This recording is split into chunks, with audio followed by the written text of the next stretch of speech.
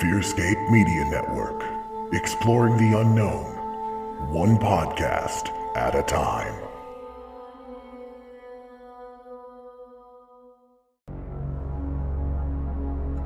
Who is the Slenderman? Coming to the FearScape Media Network, FSMN's first ever mega October network crossover event, The Slenderman. Featuring 3 of your favorite network podcasts covering the Slender Man in all his slender glory.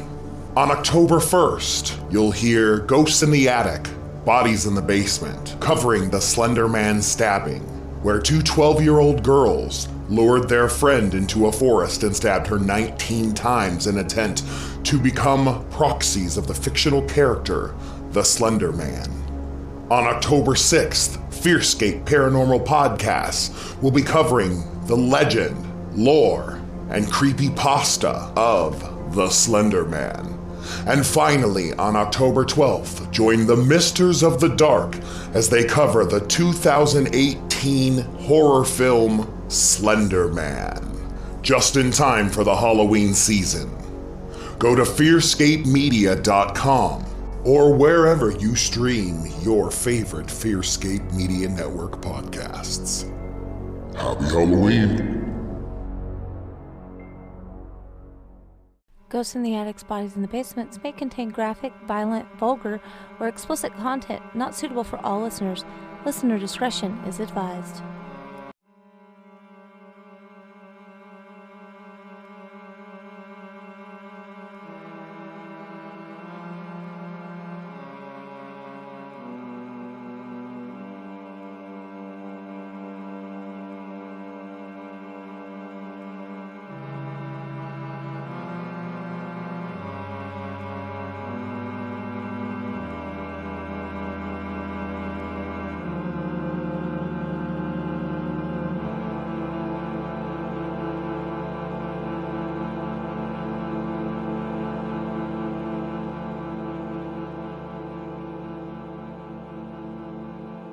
Welcome back to Ghosts in the Attic, Bodies in the Basement. I'm Anna.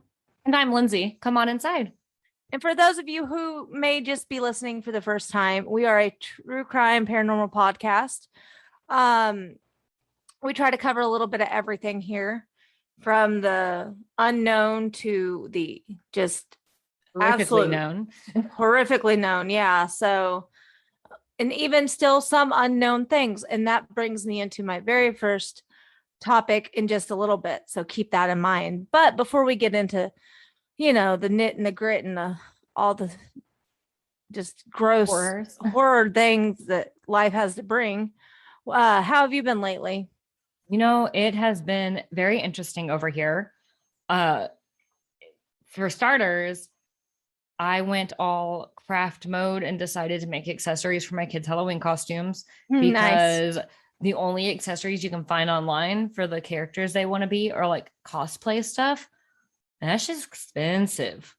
Yeah, I bet. And so I found like a YouTube tutorial, and like I went to Hobby Lobby and Dollar Tree, and I've gotten pretty far on the 7-year-old's costumes. The 10-year-old costume needs a lot less work. Right. But I have to figure out how to do it, if that makes sense. Yeah, considering we're not seamstress, it's kind of like, well, for hers, I have to. How do you do this with as little sewing as possible? Well, thankfully, the only thing I might have to sew is some elastic for like a utility belt thing. But oh, nice. But for the most part, like for the 10-year-old's costume, I have to make like a new hilt for a sword and adjust the blade, because it's like part of the character's story that her blade is different. So like, I don't know. Hopefully once I get a chance to sit down and take a look at it, it won't be that bad. But yeah. But so there's been a lot of crafting going on over here. And then yesterday, my husband went hunting. He comes back home. And I thought it was weird. I thought it was taking him a while because I took the kids to Spirit. We went and checked out the Halloween stuff. And they were taking so long, and I felt bad because I was like, well, crap, we're not going to be back before they get back, and they're going to want to see their uncle, blah, blah, blah, because my husband's brother went with him. And I was like, that sucks. Like, I didn't mean for it to take all day, whatever. But then we still made it home before them. And I was like, that's weird. Right. And then I'm sitting there and 2 of the kids are outside playing on the swing. He walks in the front door and he goes, what's in the backyard? And I'm like, oh God, like what did the kids do? Like, are they being really loud? Like whatever. And then I go outside and there is a puppy. Aww. Yeah. So we already have 2 dogs. We have Muse, who's our 12-year-old old lady grump dog. And then there's Loki, who has been featured barking in the background a few times on here. Right. And he's our German short-haired pointer. And he's actually gone right now training to be able to go hunting and stuff. And I've been like talking a lot about, so there's like a whole GSP community on TikTok. And so I'm constantly getting GSP videos. And a lot of the people I follow are starting to get puppies. And I'm like, oh, we don't need one. We don't need one. We don't need one. Right. But then we got one. And she's adorable. Well, that's exciting. So yeah, so now we're trying to keep her out of all the craft stuff because I've been crafting for Halloween. Yeah, I bet that's interesting. Yeah. I have been doing a lot of crafting, but for work purposes. Oh yeah. Trying to get ready for Halloween candy pass out. So Ooh. I have like 6,000 pieces of candy in my office, and I wish I was exaggerating, but I'm not. The temptation though. I know. Ugh. The good news is I like gummy candies or chewy candies, and there's really like none of that in here. So oh, good. So kind of gets that just a temptation lot gone of a little bit. chocolate. Yeah. Yeah. So much chocolate. But man, something about those fun size Snickers though. Right. It's because there's not so much caramel to get stuck in your teeth. Maybe. Man, now I wish I had candy. I like the fun size Butterfingers because they're not like, Yes. You remember Butterfinger BBs? yes. Oh. A full size Butterfinger's too damn much Butterfinger, Your in my teeth just opinion. start sticking together. They hurt. I don't know. It's just not my jam, but a small one I can do like one small one a year. Yeah, like the little bite-sized ones that you get for Halloween are like perfect Butterfinger size. Oh yeah. Oh man. Yeah, I'm going to be a fairy godmother. I've got my costume all put together. I'm really excited about it. Nice. I don't know what I'm going to do for makeup, whether I keep it like simple or just go All out. really crazy with it. I have yet to decide. But yeah, so I'm gearing up for spooky season. Last night we had caramel vodka, and apple cider with a little bit of Sprite to make it fizzy. Nice. And it was last fall. so good. Last fall I would make, what was it? It was apple cider, caramel vodka, and butterscotch schnapps. Ooh. And it was really good. It was like the perfect fall drink. I remember like back in Colorado days, we used to drink like, it was like a flaming apple cider or something. I don't remember what they named it, but it had like I think it was Fireball called in it. I don't remember that. Do you not remember? We tried it the way the bartender made it at home and we couldn't get it right. So we just got rid of the Fireball altogether. And it was like apple pucker and something else. Cranberry juice. I remember now. Yes. Okay. Yeah. And it was really good. The one at the bar was The one at the bar was like drinking one of those caramel apple suckers. Yeah. And they were like, it has those Fireball. best suckers ever. And I was like, Fireball. I don't know about that. Now I just want candy and that And drink. alcohol. That was good though.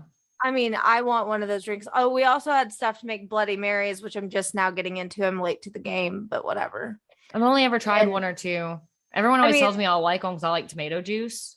Right. They're good. I've learned that not all mixers are the same. Oh, yeah. So there is that.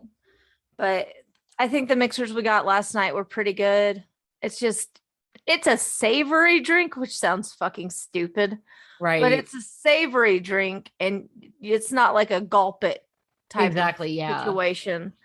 It doesn't taste like candy, so it doesn't go down quite as smooth. Exactly. The Tabasco sauce prevents that. Mm-hmm. But I digress. Oh, I sound like an alcoholic. I'm not. I just occasionally drink and I talk about it when I'm on here. So, because who the fuck else am I going to tell? Right. This is our adult talk time because our lives are Right. literally work, kids, pets, whatever. Yeah, it's like, let's have a full-length conversation about this with Landon. No, that's No. not a good idea. And he's the only person I see besides my husband who very rarely drinks, and he's like, cool. Yeah, right. Yeah. He's like, that's not interesting, but I'll pretend like it is. Right. I don't know. Since we last spoke, there has been new developments in the Gabby Petito case, and that's what I was hinting at the start of the show. Yes. I'm on CNN.com, and I'm just going to read straight from the website. That way there's no misinterpretation. And when we left off last week or last episode, I always say week. Anyways, when we left off before, she was still missing. Everybody was still like, she had just been reported missing for a few days and it was really just blowing up. Yeah. And everybody a lot was on the look. since. Yeah. So much has happened. So this article was posted on the 25th of September, 2021 at 2:38 p.m. Eastern time. That way, anybody listening 6 months from now, it's not. And also breaking because news. the episode comes out after, like, we might have more developments after we're done recording, but before the episode airs. Yeah. So. Okay. So the FBI confirmed Tuesday. Tuesday was the 21st. So September 21st. That's the only thing I'm adding here. That the remains found Sunday in an area of Wyoming's Bridgerton. Oh, no, that's a show. Listen, show. I haven't had Red Bull today, guys. Leave me alone. Bridger Teton National Forest were those of 22-year-old Gabby Petito, whose parents reported her missing more than a week earlier. The coroner's initial determination for Petito's manner of death is homicide, the FBI said in a tweet. That seems so weird, by the way, but whatever. 21st century. I know, we're getting the news via tweet now. Petito had been traveling with her boyfriend, Brian Laundrie. I've heard it pronounced both ways. I don't know. Prior to her disappearance, Landry returned to their Northport, Florida home earlier this month without Petito, and he refused to talk to authorities, the police said. His parents later told police that he left home with a backpack on September 14th. A source close to Landry's family told CNN that Landry left their home without his cell phone and wallet. I had heard, before we move on from that point, I had heard that his parents were concerned that he was going to hurt himself, and yet they did not tell authorities that he was gone until that Friday. That's horrible. So the whole theory is that they weren't really concerned about that at all, and they just gave him a head start to go on the run. Yeah. Local and federal authorities have been searching for Landry in 25,000-acre Florida Natural Reserve. On Thursday, the FBI announced a federal arrest warrant has been issued for Landry and his activities after Petito's death. Yeah, they can't go after him for the murder, but he's acting real sus. So he used a debit card. Oh, did he? Yeah, I he missed used a debit card and pulled out like $1,000 or something like that. Don't quote me on the amount. Right. So that's what they're technically searching for him for, is the fraud. Well, I mean, it doesn't look good that he came back without her. Right. It doesn't look good that he's now missing. I'm sorry. I don't think he's missing. I think he fled. Yeah, I agree. I mean, that's my personal opinion. And I mean, Gabby Petito's parents came out and said as much. Yeah. Because that was before her body had been found. And they were like, Brian's not missing. Gabby is missing. Brian is hiding. Yeah. It's heartbreaking all the way around. So those people who we told to actively search for Gabby, thank you if you did. A dark ending happened, and we were really hoping for a better outcome. Yeah. And hopefully the authorities are able to find Brian. I know there's a big running theory that maybe he did go to that nature preserve they've been searching and to kill himself. Man. Which I want to touch for a second on theories, because we talk a lot about the sensationalism of true crime on here. And the TikTok theories, man, like, okay. TikTok is next level. They don't play. And don't get me wrong, social media played a very big part in being able to find Gabby's body, because a video blogger went through their footage and found the van. And based off of like their footage and the dates and stuff like that, the authorities were able to actually find her. So like there is good things, and it's good that it got her story out for people to be able to find it. And then you can put the pieces together like, oh, well, I picked up Brian hitchhiking. Like, oh, well, this. But then it goes a step further where then people are like having these outlandish theories of I saw one theory, and for the record, I think this is disgusting for somebody to say. They were saying like how they were so into true crime and they just wanted to feel something. So they went and killed people, and then she felt guilty about it, so he killed her. And it's just like these are real people. That's a big allegation to make. Exactly. And the reason that is, I'm sure everybody who follows us knows there was a couple women, and then they were found deceased. They had been murdered. And so that's where that came from, even though the authorities have said there's no relation between the two cases. But like, I get theories. Whenever Pretty Little Liars was out, like, man, I read so many theories, and the theories were all better than the outcome of the show. But that's fiction. That's fiction. Yeah. This is real people's lives. This is a current thing.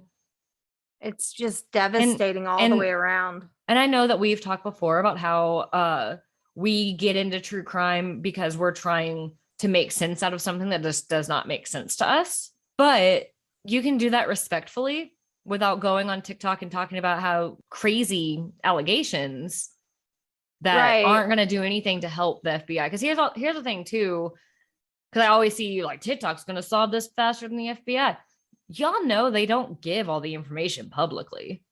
I mean, at least you should know. Have an upper hand. Exactly, because then they can get off on a technicality and stuff like that. So it's like, I'm not saying that cases don't get mishandled. We see it all the time, unfortunately, in true crime. But the FBI doesn't need your outlandish theories. No. Well, and the thing of it, some people take everything they see on the internet, read on the internet, or hear on internet platforms as solid facts. Like which kind of relates to what we're going to talk about today. Yeah, there is no in between. And so for that, it can be very terrifying if you go and say, oh, well, Gabby got murdered because she also murdered and blah, blah, blah, blah. Like, that's horrible. Right. And to say that, some people might actually believe you. Exactly. And then it just gets spread around like wildfire. And then here's poor Gabby's parents and family and friends, like all having to hear that she was murdered because she was going to go to the police because she was involved in a murder or whatever. I'm sure there's other theories besides that one. That's just one that stuck out in my mind. And I was like, this is disgusting. Right. And all the while they're just trying to mourn. Mm-hmm. And hoping for justice of some sort in finding Brian. Or whoever may have done it. I mean, there's a real possibility, and I'm not trying to be like on his side. Maybe he didn't do it. Maybe there was there was some sort of accident or something. But he's the only one who's going to have information on it. Yeah. Regardless of what happened, let's pretend for a minute that we don't think he did it. He's the only one who was with her. He has to know literally something. Mm-hmm. And even if it's just me and Gabby got into another horrific fight and I left her on the side of the road, and I know that was wrong, but this is where I left her. I mean, it could be that simple, but the way he's behaving, it's making it look like he did way more than that. He lawyered up as soon as she was reported missing like that. Mm-hmm. Yeah, that is super sketch. Yeah. Oh. So I don't know. It's a whole big mess, and the reality of it is a mess. So I just feel the theories need to cool it a little bit. Right. Enough with the outlandish theories, because like I said, a lot of people believe those. Imagine you come across a TikTok video where somebody has a very convincing theory, and then you have a hard time differentiating between, like, maybe they worded it in a way that like you didn't know if it was fact or fiction, and then you think you know something, call in a tip. Yeah. And then that's just another tip they have to go through. That would be horrible. Yeah. I don't know if something like that would happen, but it's the internet. Right. Anything's possible with the internet. Yeah, unfortunately, right? It's like Right. internet has some great things, like we can live in separate states and make this podcast thanks to the internet. But then there's also other things. Yes. So many stupid things that my child watches, for instance, on YouTube, which I hope that you cannot hear while we record. I've asked like 17 times to turn it down, and all the while it's still screaming in my other room. So fun times. Fun times. Speaking of little kids and YouTube, that's how my son first heard about what we're going to talk about today, and my daughter. But we were driving down the road the other day, and I promise this all makes relative sense in theory. We were driving down the road the other day, and he goes, "Look, that's a cell phone tower." I was like, "Yeah, cool." And he goes, "Look, a cell phone tower." I go, "Yeah, cool." And then he's like, "There's another one, and it's got so many like heads on it." And I go, "So many heads on it? What the fuck are you talking Siren about?" Head. Siren Head. He was talking about Siren Head, which is this creepy pasta about telephone towers. I don't know, because I don't know anything about Siren Head except for that 7-year-old talks about him all the time. Yeah. And one day, like one of her friends at school drew her a picture of Siren Head. She's like, "Isn't it so good?" I was like, "What are you all watching? And why do all of the kids know it?" Right. And that's kind of going to tie into what we're going to talk about today. Today, we are kicking off October with a special network-wide event.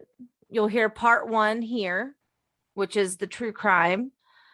The other parts will air on FearScape Paranormal Podcast and Misters of the Dark. So with that being said, here's part 1 to Slenderman. Now, like I said, we've all heard about creepypastas, Slenderman being a very well-known one, but then there's little ones that are new, like Siren Head, and there's a lot of the killer. So many things. So funny. What was that? That? There's a mask now. That's like the reach of these creepypastas. Not only do all the kids know about it, there is a mask that Spirit Halloween sells, and it's called like Jay the Killer, or it's something like that, where it's not ripping it off, but it's Jeff the Killer, which if you all have never read Jeff the Killer, I can't remember it. I read it years ago and it was funny to me. And then at the end, there's like this clearly very photoshopped, overexposed picture of this like smiling face. Like, I don't even know, but that's how popular these things get, is that it became a mask that you can buy and you can dress up as Jeff the Killer for Halloween. Do you remember what is it? Candle Cove? Which one's that? Oh, okay. So Candle Cove, it's a creepypasta on Channel Zero, and it's like this weird old like cartoon thing. I don't know. It's really fucking weird. And you read about how like the TV goes to static, and then it's on the right channel to get, Channel Zero. And that's where all the static is. But in the midst of all the static, there's Candle Cove. I don't know. I'm doing it no justice. It was really cool when I read it. And now I think there's like even like creepy pasta turned into TV, but I don't know. That sounds really familiar, but I can't think of what it was. It was like an anthology style show, but I can't for the life of me remember what the name of it was. Brain. It doesn't work. They say that it's if you don't use something, you lose it. Well, I haven't used my brain enough lately, obviously. Excuse me. So Slenderman is just like some of those others that we talked about, a creepypasta. And it's so weird, creepypastas, because when we were kids, it was urban legends and ghost stories and stuff like that. But as time evolved, the land of the internet. Yep, you get creepypasta. And the thing is, with like the reach of the internet, like I said before, like you can buy Halloween costumes, Jeff the Killer. You can buy a Halloween costume of Slenderman. There's a morph suit that Party City carries that looks like Slenderman. But that also means that these stories can go so far very quickly. I looked up the definition of creepypasta, essentially an internet horror story or a myth passed around other sites to frighten readers and viewers. The word creepypasta comes from the term copypasta, from Urban Dictionary. So I'm just like, I didn't know that it came from copy pasta. I don't know what the fuck a copy pasta Copy is. pasta is like the posts that people copy and paste. Like I bet you won't share this. Like that nonsense. Or like MLMers will do it a lot, Yeah. where it's like, my best friend, no. And it's like, oh, well, apparently like everybody I follow on Facebook has the same best friend who had this exact experience. And her tattoo looks remarkably similar to Betty's over here. Yeah. I see those a lot. I didn't know that's what that was called, though. It's just some sort of like internet lingo of it. Yeah, it's like chain mail, but exactly. It's the social media version of chain mail. And so then creepypastas. I remember one creepypasta I read because, okay, the thing about creepypastas, if you're not into that kind of thing, is they're written in a way that they appear true. They're usually like first person, right? Yeah, they're first person. It's like it makes it sound like you're on a Reddit forum of somebody telling you like, hey, this happened. What do I do? Stay out of the forest. And and I remember one in particular I read, because do you remember probably in about like 2014, 2015, me and you spent all day long on creepypasta reading stories, and we were so scared. Yes. I do remember that. I remember one I read, because like, okay, the house that we lived in at the time, where the desk was, if you're sitting at the desk at the computer, the back door, which is one of those doors that have like the 9 square windows up at the top, you know what I'm talking about? Like, yeah, like that's to your back. And I just remember like looking over my shoulder over and over, reading this one story where like, I don't even remember what the story was now, but I can see the picture. Like basically they had somebody like outside of their apartment or whatever, like a stalker type story, but I don't even know. I just remember we spent like a whole day doing nothing but reading creepypastas. I think we were trying to get inspiration for writing. I mean, probably. And then we just got sucked in. Or it was spooky season and we were just doing it because we're weird. Oh, that's a huge possibility. Absolutely. It really is. But yeah, they're written in a way that they seem true, which is, I feel, very valid with the Slenderman story. Yes. I mean, we've all heard some sort of wild, out of this world tale, whether it be an urban legend, a really kick-ass ghost story, or you read a creepypasta. And they're supposed to be in good fun. Just something to give you a little goosebumps or bump in the nights. Unfortunately, though, we all know that children, they're a lot more impressionable than we adults are most of the time. And they tend to have more difficult times telling the difference between reality and fiction, especially when you see something on the internet, like a YouTube video where they act out these. I've seen YouTube videos my son watches where they're playing that granny video game, but like somebody dresses up like granny and she chases them around the house. I've seen that with Hello Neighbor. Yeah, Hello Neighbor. There's like a whole series. I don't know what the channel is, but like I would recognize it if I saw it, where they have like these creepy dolls that keep showing up, and there's the doll maker and like all this stuff. And Nora struggled sleeping for nights. And I kept telling her, like, it's fake. Watch different videos. She's like, but no, like it's real people in the video. I'm like, okay, right. I'm like, it's like they're making a movie, but they're doing it themselves and putting it on YouTube instead of it being like Hollywood making a movie. So very difficult for kids with the internet. Yeah.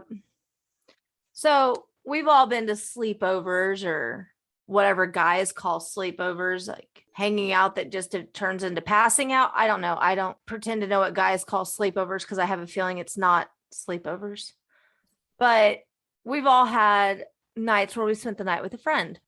So on May 31st, 2014, after a birthday party sleepover, 12-year-olds Anissa Wire, Morgan Geyser, and Peyton Leitner, I think I said that right, they were celebrating Morgan's birthday, and then they went to David Park, a wooded area in Waukesha, Wisconsin. The reason they went to the woods, I heard different things. One thing said that they were just trying to go to play a game of hide and seek, but then on an interview with Peyton's mom, she had said that they were looking for a mansion in the woods that they believed Slenderman lived in. Okay, so which we've all been little kids going out in the woods, like, there's some legendary place out here, playing pretend, and it just fucking went off the rails. Yeah, things took a turn. They pinned Peyton down and pulled out a knife that was about 5 inches long, like the blade, and proceeded to stab her 19 times. One of the wounds missed a major artery near her heart by a millimeter. Holy crap. Yeah. One went completely through her diaphragm, cut her stomach, cut her liver. Oh, that's heartbreaking. They left her on the ground. They told her, I guess, to lay down so she wouldn't bleed out and that they were going to go get help. And then they left her. And once she was alone, this little baddie dragged herself to the road where a bicyclist then found her and called 911. Okay, that's a lot to unpack. So let's just break it down. They're having a sleepover. Everything seems fine. Hey, we're going to innocently go play in the woods. And then 2 girls gang up on another girl and stab her with, a huge knife. That's a big knife. And then 19 times on top of that, that's usually like an act of passion is what they say. Right, yeah. So that's really fucking scary. And to just leave her and tell her they're going to go get help. And then for her to finally realize that they're not. And so she has to find help herself. God, that's heartbreaking. I wonder, I didn't see anything in my research, but I wonder how long she waited. Or if it was like as soon as they were gone, she immediately booked it. I would have waited just long enough to make sure they weren't coming back. Yeah. And then left because I can't imagine the fear. No, exactly. That's horrible. To like think someone's your friend and then JK, they're going to stab you. I mean, no. And when the girls left, obviously they did not get her help. They walked like 5 miles away to and they were picked up by the police at a furniture store, like on the complete opposite side of town. Oh and my gosh. They had the knife in their backpack, like everything. And she was rushed to the hospital. She did survive. Oh, that's amazing. Thankfully, right? And she was actually only in the hospital for a week. That's like because kids heal faster than us. Yeah. And then she even went back to school the following September, which I get at that point, you're not going to see those people again. No, but everybody knows your business. Everybody knows your business. How could you ever trust anybody again? Right. Man, I'd be homeschooled straight up. Good for you, Peyton, because wow. After the attack, it was reported that Morgan felt no empathy or guilt for the attack. That's horrifying. In the interview video, she said, quote, "I didn't want to do it, but I was afraid of what would happen if I didn't," end quote. And when the detective asked if she felt bad about it, she said, quote, "I thought about it, but then I decided that remorse would get me nowhere." You thought about if you should feel guilty, but it's not going to get you anywhere. That's fucked up and super, super cold. Like, bless America. Like, that's bad times. Like, I don't get that. It would get me nowhere. That's very callous. It's easier to live without regrets, quote unquote. Yeah, that's very callous. Yeah. Wow. So while Morgan felt absolutely no guilt, Anissa did struggle with feeling guilty, but ultimately they both felt the attack was necessary. And why was it necessary? Well, yeah, why would it be necessary to hurt your friend? To appease Slenderman. Oh, yeah, logically. Yeah. That makes all the sense. So in the interrogation, Morgan had said that Anissa told me that we had to. They asked why, the detective asked why, and she said, because she said that he'd kill our families. Who's he? A man. I don't know him, but Anissa knew him. And then she goes on to say it's Slenderman. But then in Anissa's interrogation, she said, Morgan said we have to kill Bella, which Bella was the nickname for Peyton. I don't know if that was one that they gave her or if that's something that everybody called her. But that's the only time I ever heard them say it. But, okay, gotcha. So basically, they thought that the only way, because they kept saying in the interviews that that Slenderman preys on children, which I can't say I know enough about the Slenderman lore to know about that, but they kept saying that he preys on children and that they were they wanted to get in his good graces. And so they planned the attack for months. I heard 6 months. I only heard it on one interview though, so I don't know if that's accurate. Right. But a 6 months or 6 days, it's still a long time to plan or 6 hours. out. But 6 months for a bunch of 12-year-olds in 6 months, I can't say that a 12-year-old would still be interested in the same thing, let alone. So basically they got on creepypasta read all about Slenderman, started to believe he was real, despite the fact that in the interviews, they described what a creepypasta was. Like in the interrogation interviews, they're like, a creepypasta is horror stories meant to scare the reader, blah, blah, blah. Right. But then still bought into it and then attempted to murder their friend. And if you watch those interrogation videos, it's unnerving, especially watching the Morgan. She was the one who felt no empathy. Right. She's just like, while she's like waiting for the detectives to come, she's just like dancing around the room, like just hanging out and chilling. Wow. Like the kind of movements, like my 10-year-old does that kind of stuff all the time, like moving around. You know what I mean? Like where there's kind of being a kid. Yeah. But also. But she's in an interrogation room covered in her friend's blood. The severity of the situation, it should dictate different behavior. Right. And I felt, I mean, I'm no psychology expert, but just between that, watching her dance around and then watching Anissa's interrogation, she's sitting, like her body language is like how, like when you're in a principal's office, like where you kind of like have your hands in your lap, like head down. Yeah. And like the detective's like, hey, your parents know that we're here with you. And she was like concerned. She's like, are my parents scared? So you could tell that she was kind of having some second thoughts about everything. At least that's how it came across to me. Yeah. I mean, second thoughts, at least, I would hope. And if not second thoughts, maybe a little bit of remorse. Yeah. Well, did say that she struggled with feeling guilty. Anissa did. Yeah. And then at one point it showed Morgan, is she dead? And the detective is like, well, we don't know. Like she had to go to the hospital. And she's like, oh, she did. And like, it sounded as though she's like trying to feign concern, but instead almost sounds, in my opinion, this is my personal opinion, disappointed that she found out she got help and went to the hospital. Right. Because they wanted her to die. Truly believed, according to their story anyway, Slenderman made them kill her, give her up as a sacrifice. To kill her. You know, yeah, they tried to sacrifice her to appease Slenderman. And in that theory, hey guys, it's not real. Don't do it. When I told, my 7-year-old kept trying to talk to me whenever I was like putting notes together and researching, and she was like, "What are you researching?" And I was like, "Slenderman." And she goes, "Well, you should talk about how he's not real." I was like, "Well, yeah, you're right." I was like, "But unfortunately, people thought he was real and did bad things." Yeah. You know, and that's the thing with like Slenderman or Siren Head or any of those other ones these kids are just like sucked into.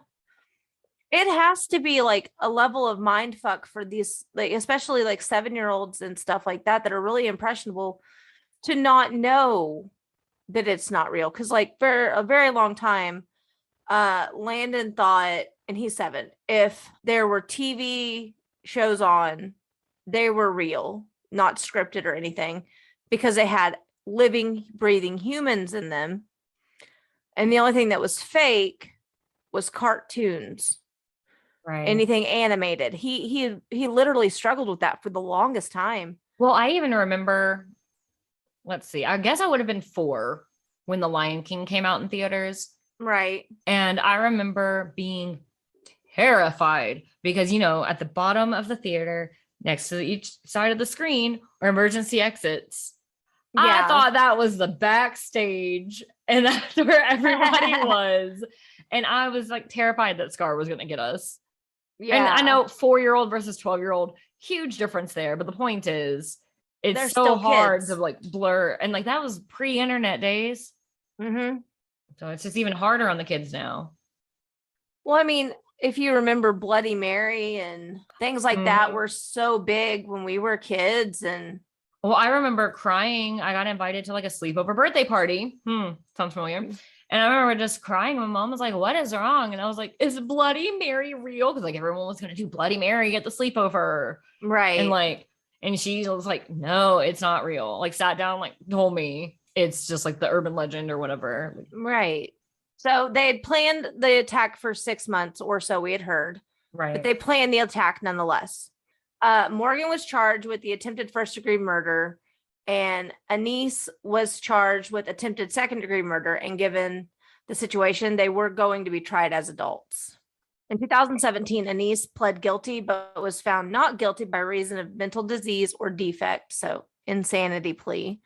She was sentenced to 25 years to life with at least 3 years locked in confinement and involuntary psychiatric treatment. Morgan initially took a plea deal, but later pled guilty and was also found not guilty by reason of mental disease or defect. She was later diagnosed with schizophrenia and was sentenced to 40 years to life with at least 3 years locked in confinement and involuntary psychiatric treatment until they reached a resolution of symptoms or she reached the age of 53, whichever came first. That's, I feel, probably best that they went to involuntary treatment, because what they've done is very hard to swallow. And, you know, you always hear of people that murder being adults, and adults murder children, and then that's horrible in its own right. But for a child to murder another child, or at least try to. And honestly, it makes a lot of sense that it turns out she had schizophrenia, because that could be why she really did believe. She really did believe Slenderman was saying that. So, I mean, that's in itself, because she was, in the way I see it, the ringleader of the two. Right. And even Peyton kept saying, Morgan stabbed me. Like, whenever they asked, like, what happened to you, she told the hospital or whoever it was, Morgan stabbed me. Man. Ugh, it's so heartbreaking. Yeah. I'm so glad she got help, though, and that she was able to survive. Like, that's so. Yeah. It could be such a different outcome. In 2020, Morgan attempted to file an appeal to be retried as a juvenile and hoped for a second-degree charge. Her attorney filed stating that she was never read her Miranda right before giving her statements to the investigators. He petitioned the Supreme Court of Wisconsin to revisit the ruling that they had gave. At court on March 10th, 2021, Anissa wrote that she was sorry and deeply regretful for the agony, pain, and fear she had caused, not just to the victim, but, and she put, and I quote, to my community as well, end quote. She went on to say later, quote, I hate my actions. May 31st, 2014, but through countless hours of therapy, I no longer hate myself for them, end quote. And I think that's just, like, I'm glad she understands what she did was wrong. But right there, I no longer hate myself for them. I know that we don't need to root for bad people, but I'm glad that she was able to come through and figured out that you don't have to hate who you are anymore. And it's important to know she was a child. Yeah, she was little. She was 12 years old. So it's a little bit different than, say, like Ted Bundy. A whole grown-ass adult. 40 plus year old person.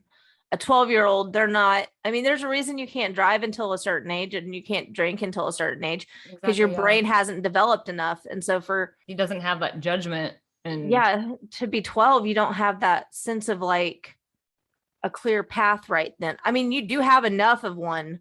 Probably shouldn't have followed along with this, but it's not enough to say definitively, like, I did this because X, Y, Z. And like, I don't know. I had a 12-year-old. They don't make a lot of sense. So I'm glad that this child, now adult, was able to go and get help and is remorseful and everything, because that's important. Exactly. Yeah.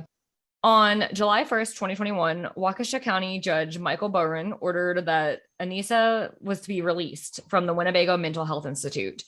They gave state officials 60 days to draw up a conditional release plan and required that she be assigned State Department of Health case managers to track her progress until she's 37 years old, which was the length of her commitment, I guess, when she was like arrested. Right. And as of Monday, September 13th, 2021, Anissa was released with multiple stipulations to include 24-hour GPS monitoring, requiring her not to leave Waukesha County without permission. She will also have her internet monitored and will not be allowed to use any forms of social media. And she will also be required to take medication and will be personally escorted to regular counseling sessions by a caseworker. I find that fair. Yes. The Leitner family wished that she had served a longer sentence, which, like, I get that. I feel that. They were a little bit disappointed, but they said that they had mentally prepared themselves for that moment to come for a while. Yeah. And they did say that they were, quote, reasonably comfortable with the stipulations attached to her release.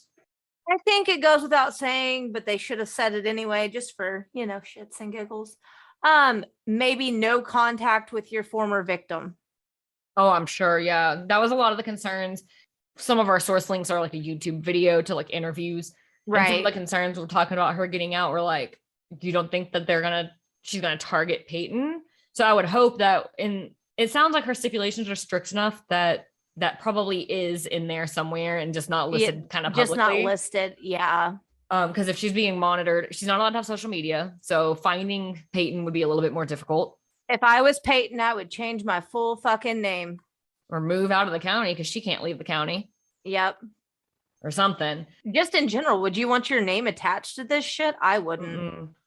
I'd be like, okay, so this horrible thing happened to me when I was 12. I'm going to change all my information so nobody can track me to this case. Exactly. Like I've had friendships go south in a way that didn't include me being stabbed 19 times. Right. And I don't want any contact with those people. No. Like, no. No. There are so many people that I did not get stabbed by. But if they did stab me, it would be, and I lived, it would be on. Yeah. Like, so court case, like all the things, like it would be on. And it's not like I hate people.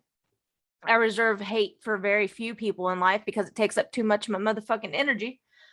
But I will say that I dislike lots of people, and for lots of various reasons. You could just be rude to old people when they're trying to like go to their car with a bunch of groceries and you don't offer to put them in their trunk. That's rude as hell. It's little things like that I have a lot of like pet peeves, little things like that I realize as I'm getting older. I'm the old person that says, get off my lawn. Like that's me. I'm that person and I'm sorry for it, but not really. But yeah, all that to say, I hope she's okay. Like Peyton because it's when we're recording this, we're still in September, barely, but still in September. This just happened. She just got out less than 2 weeks ago. And, we didn't find it in our research, and I guarantee there's a reason for that, and it's called privacy. But I just wonder, like, did Peyton have to get a lot of counseling? And is she okay? And is Peyton okay? Like, that's all I really care about is, like, how she turned out. Like, I would like for them to do an interview, like, an update on the life of Peyton. But also, I could see her not wanting to come out now, years later. That's where the curiosity comes in. Yeah. I can see it, especially. I mean, and it's possible there's something out there that we just aren't aware of because you can't find literally everything on a subject. And if you can, you're doing better than we are. We have never claimed to be experts. You guys know that. But not even close. I barely graduated high school. Like, I'm not anywhere near an expert on anything. But yeah, hopefully she's handling it okay, knowing that Anissa's out. I hope she's able to come to some peace with that. I hope that she's found a way to trust people again, and I hope that she's also not hating herself for what happened. Right. Because nobody deserves for trusting people. Yeah. So there you have it. This is the true crime side of the horrific story of Slenderman. You can hear the next parts. The next episode is going to be on the lore of Slenderman, because we kind of just kept it pretty brief here because we were focusing on the true crime. And that is going to air on FearScape Paranormal Podcast on October 6th, which is a Wednesday, according to my calendar. Ooh. And then you can hear about the Slenderman movie that came out in 2018 on Misters of the Dark on October 12th. All right. Do you hear that? Do you hear that? You have a call to action. If you want to hear more about this, you've got to tune into those other podcasts. So, I mean, you can find out the full circle of how, and once it's all together. Yeah. It makes it like, I can't wait till they're all out so I can binge listen to everything. That's what I'm planning to do. Yeah. Make it all fit together, because this is a crazy story on its own, but then hearing, when you factor in that there's lore and then they got turned into a movie, you're just like, I'm sorry, what the fuck? Yeah. Cause like I said earlier, I don't know very much about Slenderman. No. I just know what he looks like the big, tall, like he doesn't have a face, wears a suit. like really long limbs. Yeah. He's slender and he's a man. That's about all I got. Right. I understood enough to know that it was like shit my kids did not need to watch on YouTube, and I left it at that. And doing this true crime dive, like it just breaks you a little bit, because we are parents, and so the idea that something like that horrible could happen from one little girl to another little girl, or one little boy to another little boy, like little people hurting little people. Like, I'm sorry, let's not. Because of the things they heard on the internet. I'm already scared enough for sleepovers, Lord. Right. They come back with attitudes or head lice. You never know what you're going to get.